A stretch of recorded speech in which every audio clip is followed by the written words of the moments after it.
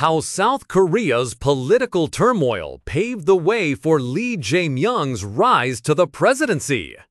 Before the constitutional crisis of December 3, 2024, Lee Jae-myung's journey to South Korea's highest office appeared unlikely. His second bid for the presidency was under threat from numerous legal investigations, including accusations of corruption and abuse of power.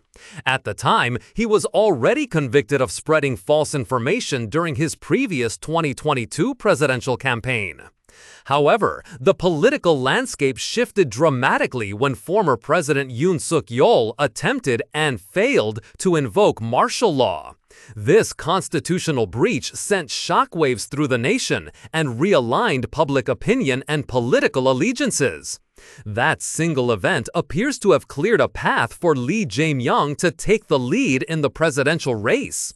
Now, representing the Democratic Party, Lee is considered the frontrunner in the upcoming presidential election scheduled for June 3.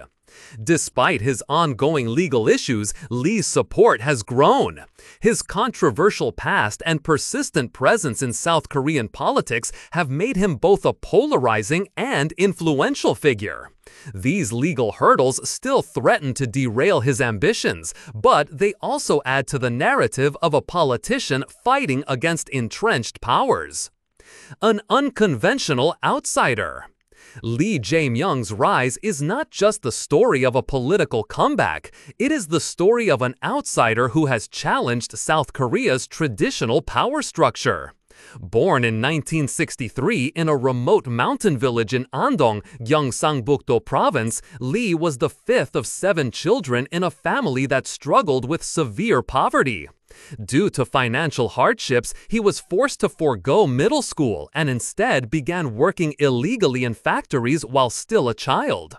His early life was marked by industrial injuries, one of which left permanent damage to his arm when it was crushed by machinery at the age of 13. These personal tragedies shaped his outlook and contributed to his later reputation as a fierce advocate for social equity. Despite his humble beginnings, Lee overcame the odds. He passed high school and university entrance examinations, earned a full scholarship to law school, and passed the National Bar Examination in 1986. He later worked for nearly 2 decades as a human rights lawyer, defending marginalized communities and workers.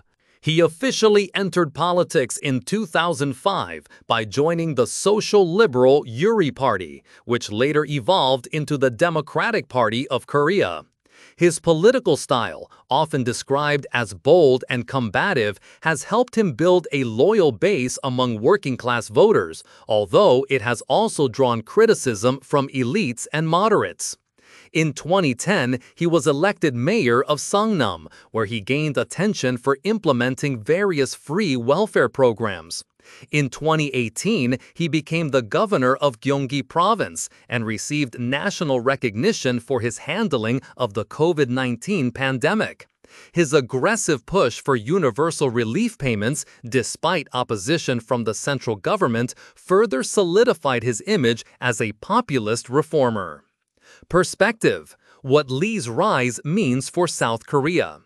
Lee Jae-myung's ascent highlights a broader shift in South Korean politics. His background stands in stark contrast to the privileged elites who have traditionally dominated the political sphere. For many, Lee represents a break from that tradition, a leader who understands hardship not from policy briefs but from personal experience.